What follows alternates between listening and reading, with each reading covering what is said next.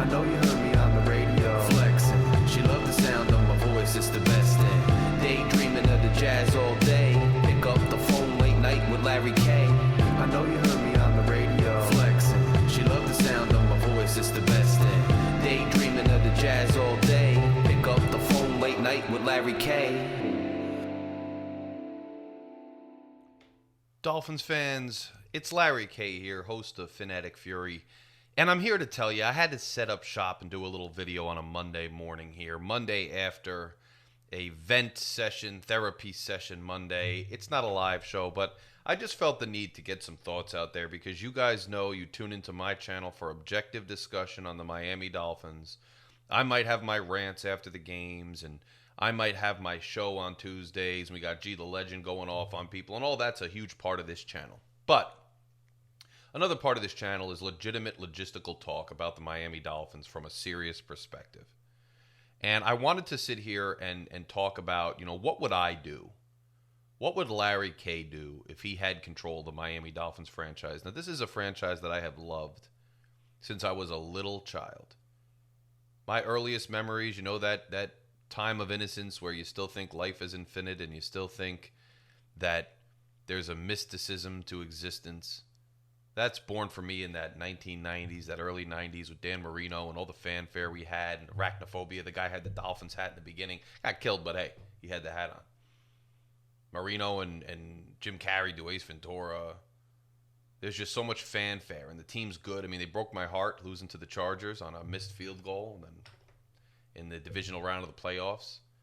They broke my heart several times, but it was just, my love is born out of that part of my life, and I think a lot of you feel that same way and understand those same things. And so I deeply do care. I care about the fact that last year my hopes were so high, given how good the team looked early, that I thought maybe for once this team was finally going to get back to glory and finally give me something to truly cheer for. And then this year, I barely care. I barely care again. And you're seeing teams like the Detroit Lions. I know they lost yesterday to a good Bills team, but the Bills themselves too, they've been through a lot of heartbreak.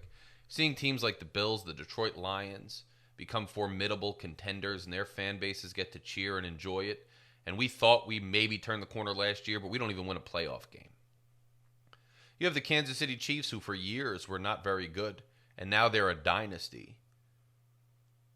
And most other teams have had at least some type of shot at the Super Bowl one way or another. Even the Jets, who we consistently rail on and who Jets fans self-proclaim to be the most miserable, abused fan base in sports, and there's certainly some truth to that. And we've owned the Jets over the last several years, and we own their overall record and whatnot. But the Jets made it to 2 AFC championships under Rex Ryan. So even they got the chance to at least have a little bit of a ride a couple of years in a row. Now, it ended in heartbreak, but it does for most fan bases. We haven't even been that close.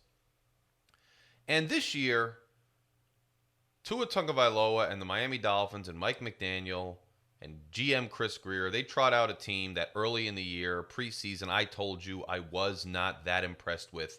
I thought on paper the team took a step back from last year. And last year, yes, there were injuries, but last year they couldn't even get it done. So what made us think that this year, with a team less as talented, was going to get it done? And I had my doubts. And sure enough, the Dolphins come in and they don't look impressive through the first few weeks of the season. Tua gets hurt, but Tua wasn't playing good before he got hurt. And I knew that the narrative would switch to, well, Tua just has to stay healthy. His biggest issue is health. Totally ignoring the fact that he still struggles in certain games against certain defenses and in certain moments, and that the team overall is not built or constructed very well. And sure enough, that narrative took hold for most of this season. We waited for Tua to come back. The pundits in the media to get their clicks. The pundits in Dolphins content creator land to get their clicks. They all told you that we were patiently waiting for Tua to come back because we can't win without Tua. Tua comes back, we lose first. People forget that. Then we win a few games, and all of a sudden the narrative is, see, we just need Tua to win. His stats are so great, this and that and the other thing. And I will say, and I have said, Tua played some of his best ball this season after coming back from injury. Now, it was against teams that weren't very good. It was in places where the weather wasn't a factor, where it wasn't that critical, where the team wasn't playing for much, given that most was already lost for this season. And in those moments, he looked better. He looked like he had made some strides. I will say that. I continue to say that. But I still expressed doubts that Tua was going to be able to get it done in critical moments down the stretch. And it's not just Tua, it's this whole team. That this team, as constructed, will be able to get it done in key moments. And they go up to Green Bay in the cold weather against a above 500 playoff caliber team, and they lose. And they lose handily. Then they beat some other teams that aren't very good, and then they go out to Houston. Weather's not an issue this time. They're inside. It's nice there. All those other things. And they completely melt down. The defense plays okay. And Tua throws 3 interceptions. You can put the last interception on Tyreek if you want. It's really on both of them. But even if it's on Tyreek, Tua threw 2 other interceptions that really stunted momentum and really harmed the team in scoring opportunities, which still helped to cost us the game. And then throw Tyreek in there too. He cost us the game too if he was part of that. And the Dolphins once again lose. Here's the problem with this team. And this is me being 100%. Not a rant, not silly, not trying to hunt for clicks. This is me from my rational attorney, objective way of thinking, business mindset telling you. The problem with this team is that you allocated so much money to older, aging players. And if you have a pie, and that's what the NFL is with the salary cap, it's like a pie. You have to allocate certain amounts of money, and you only have so much to go around. Your allocation of money has to amount to the productivity that they churn out. I.e., if you're giving 1/3 of the pie to one player, he better produce 1/3 of the results for the team. You better be able to rely on him. And this team is paying Tua a ton of money, Tyreek Hill a ton of money, Jalen Ramsey a ton of money, and they're not getting that disproportionate return on all of them necessarily. How about our left tackle, who's always injured once again, out? Just paid Austin Jackson out. Some of that's unfortunate, but some of that's the fact that this front office consistently signs injury-prone players. And they gamble a lot on them, and it hasn't worked out for them. Now, if you look at who's earning all this money, you'll see that this team went from, in the beginning of this rebuild, this is what's really important with Chris Greer and Stephen Ross and all the things going on. Beginning of this rebuild, the Miami Dolphins had a ton of money and a ton of draft picks. In fact, they got a ton of draft picks from the Houston Texans. So this is no better of a moment to talk about this than the day after they lose to the Texans, who are headed to probably a second consecutive AFC South title and headed to another playoff appearance. We thought we fleeced the Houston Texans. We got all those picks, and Houston gave away all that capital for the players that they got from us. And we had tons of picks, the youngest team in football, a ton of money, and we were going to build this team through the draft. That's what Ross said. Build it through the draft the right way, from the ground up, get assets, get picks, and build it from strip it down to the studs and build it back up.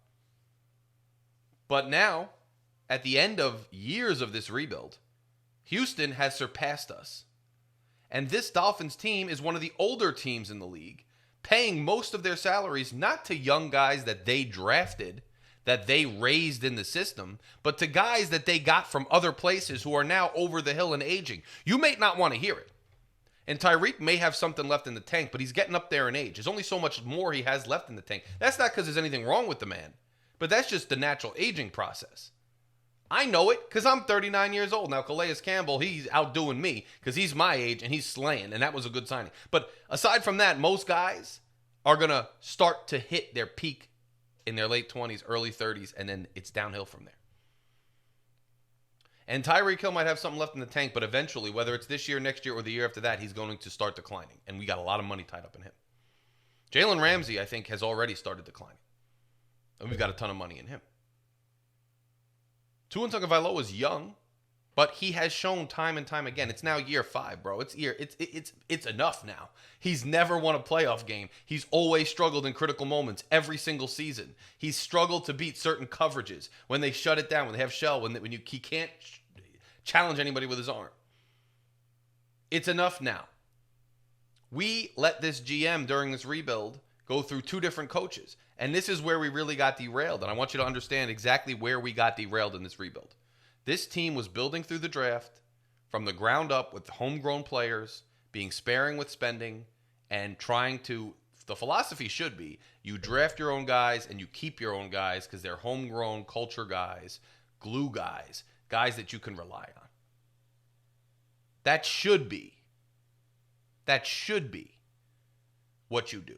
And we were looking to do that. We had Brian Flores, who Stephen Ross said initially, I'm going to hire a GM and let the GM run the whole team. And he should have stuck with that. Because what happened was we drafted Tua. We drafted homegrown guys. And then as Flores is coaching these guys up, he starts to express, hey, I don't know if this guy has it. I don't know if the guys you're drafting have it because they don't respond well to tough, hard-nosed coaching. And we're going to have to make some changes if this thing's going to work. And what this GM did and this owner did was say, well, hold off on the whole rebuild we were doing. We got to keep this quarterback happy. We got to keep these guys happy that can't stand the tough-nosed criticism. So, Flores, you're out. We're going to hire a guy. And make no mistake, when the Dolphins went out to make a choice for who should be their head coach, their options were severely limited. Their options were severely limited because they put requirements on the new coach. He had to agree to work with Tua. He had to agree to hype Tua up. He had to agree to have a softer approach with guys like that. And he had to agree to work with GM Chris Grier. So they were eliminating a ton of head coaches from jump when they went out on the search for Mike McDaniel. Mike McDaniel came in. He said, I understand the assignment. I understand I got to work with Tua. I like his game. I'm going to bring the best out of his game. I'm going to rah-rah the whole room. I'm going to rah-rah the organization. I'm going to tell you what you want to hear. I'm going to get the fans hyped up. I'm going to sell them a bill of goods. I'm going to buy into the narrative. And that was why that was their man. But right at that moment, not only did they change and pivot on coaching philosophy, but Stephen Ross got involved in hiring the coach when he said he was going to stay out of it and let the GM do his thing. And once again, just like Adam Gase, just like Joe Philbin, we got another wide-eyed, nerdy type, offensive mastermind type guy, and that's what Ross always hires, and it always fails. And I'm sick and tired of seeing those type of guys head up the Dolphins. It doesn't work for this organization. It never succeeds. Cam Cameron, you go all the way back. It never works, but that wasn't Ross. It still never works. So Ross gets involved. They go out and they hire a coach to cater to Tua, and then what else do? They go out and get pieces. They abandon their strategy of building through the draft and keeping their own guys, and they go out and they start overpaying for pieces to put around this quarterback to make this quarterback and this organization and this coach look as good as they possibly can and maximize their potential. They go all in last year to make a run to the Super Bowl. But the coach didn't have what it took to fight through defenses adjusting to his scheme. He didn't have what it took to hold guys accountable and be tough and hard-nosed late in the season when will and guts carry you much more than just schematics.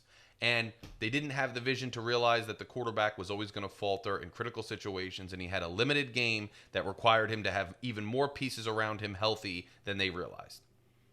Now, they should have realized at the end of last year that all these things were a problem, but instead of doing that, instead of making Tua play on his fifth-year option, now look in hindsight, the biggest argument against letting Tua play on his fifth-year option, the biggest argument was, well, if he goes out and balls out, you're going to have to pay him even more. And most of us, including me, said, well, I'm willing to take that bet because the odds that he goes out and balls out and stays healthy another year are really minimal. I'll roll the dice. And if you look back, guys, if we had rolled the dice and given Tua the fifth-year option, he would have gotten hurt. He would have been out for 4 weeks. He would have struggled against Green Bay and then struggled mightily against Houston. And we would be in a position where we wouldn't be paying him more. We'd probably be paying him less. Or we'd have a chance to make some changes or bring in some competition. So that was a bad move.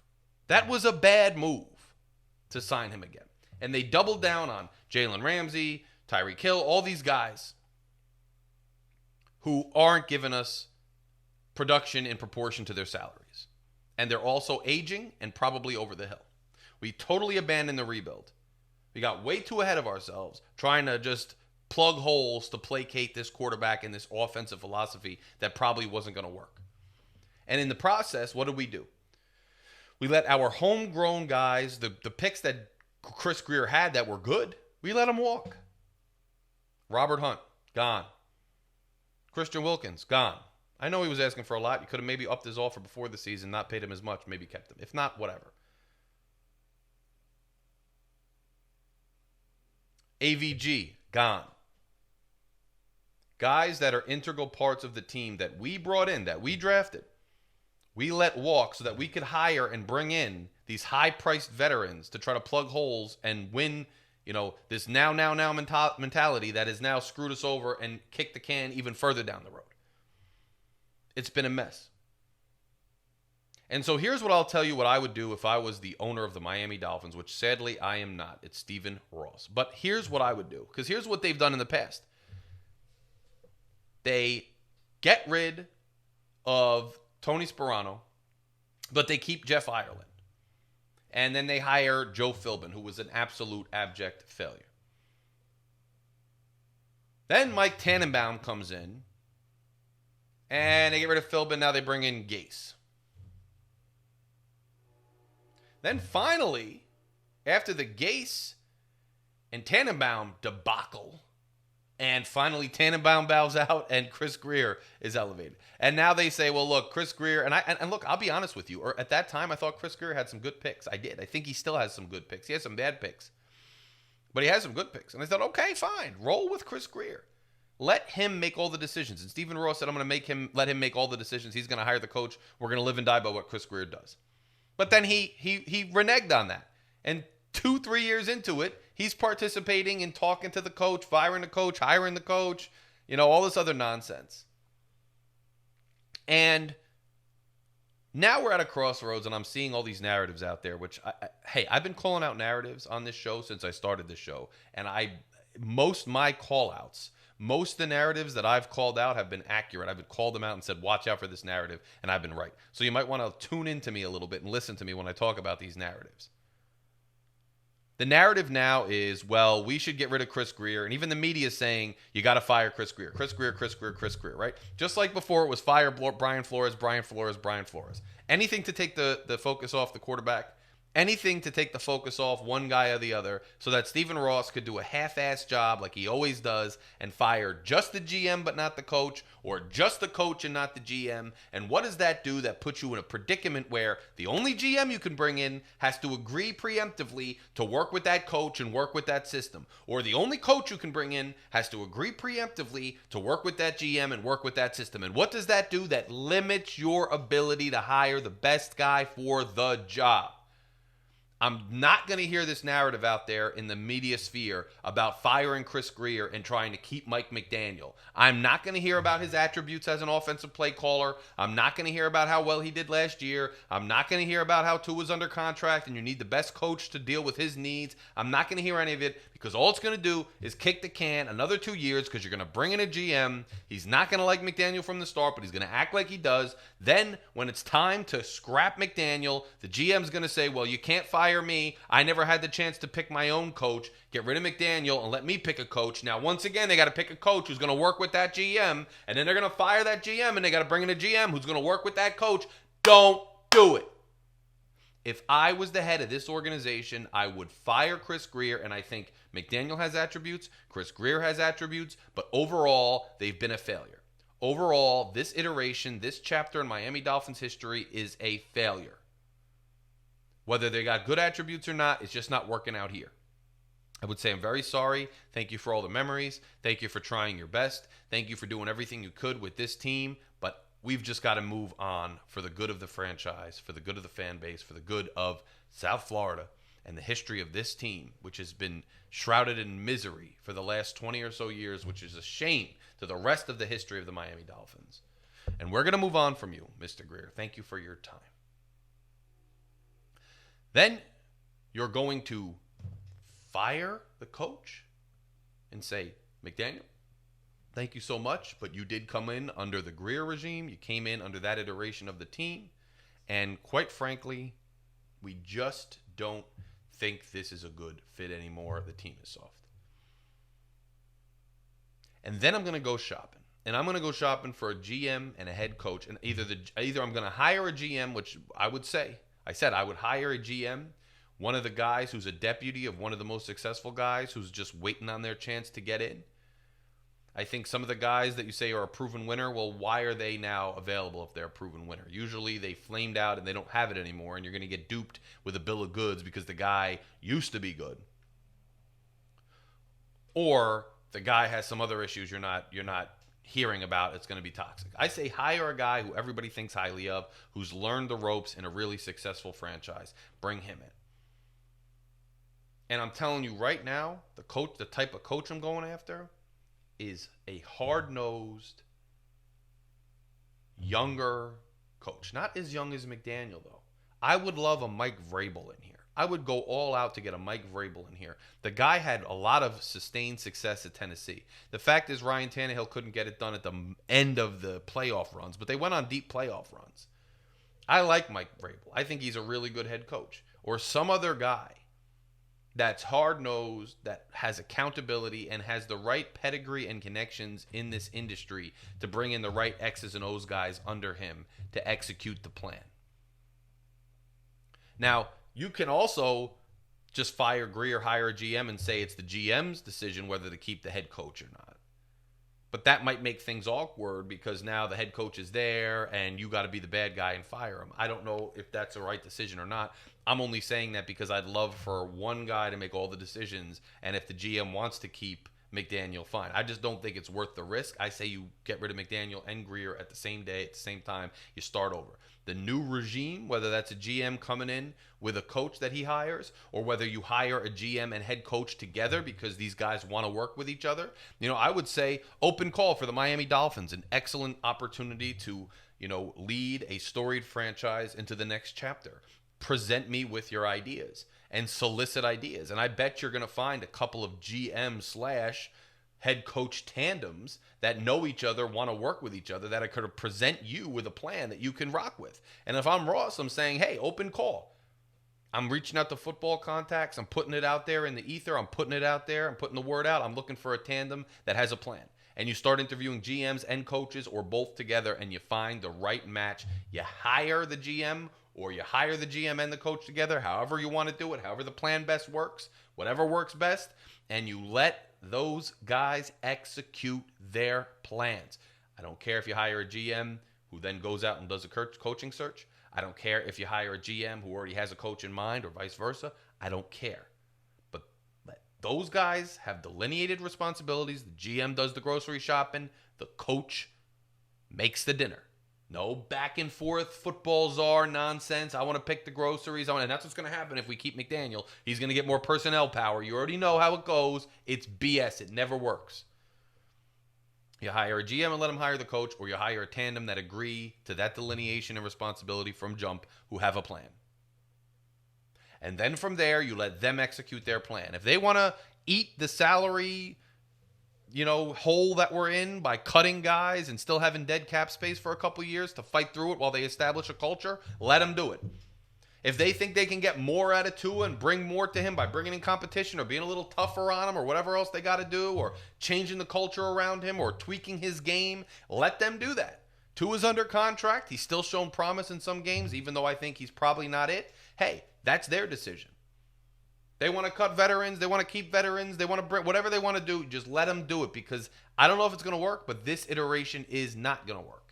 And how about, the culture is bankrupt now, where Tua was out there in the offseason saying that Flores was a terrible person, saying that the market's the market, But then he comes out and lays the type of egg that he lays against Houston. You know that the culture is bankrupt when these guys go out there and make these type of statements and act this way, and are so outspoken with no consequence, with no control over the team identity or the team culture or the team presentation, and then they still don't get it done. You know that the team culture is bankrupt and it's not going to work anymore. If I'm Stephen Ross, I'm getting rid of the entire leadership trust in this organization. By Chris Greer, by Mike McDaniel. The new GM comes in and the coach comes in. They want to bring their training staff. They want to swap that out. They want to swap out the scouting staff. Whatever they want to do, you let them completely rebuild it. And for the love of God, Stephen Ross, you stay out of it. If I were the guy, I would find the best GM.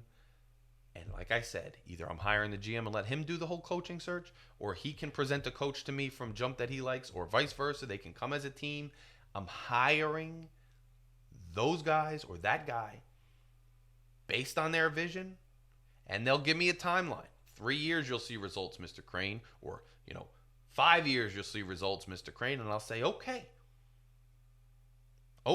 that's how much time you have. I'm going to leave you alone. I'm going to go sit in the box. I'm going to eat my hot dogs. I'm going to drink my beer. I'm going to go back to my real estate empire in New York. I'm going to go to some Michigan games, my alma mater. I'm going to kick it. And then again, for me, it'll be Rutgers games. But fine. I'm going to go kick it. I'll be watching, but I'll give you the money you need. I'll be watching you execute your plan. Year 1 doesn't go good, fine. Year 2 goes better, great. Step back year 3, okay. You told me 5. You get 5, you get 3. I'm not going to meddle. I'll let you do your plan. If at the end of the timeline you gave me, you didn't succeed, you're gone next.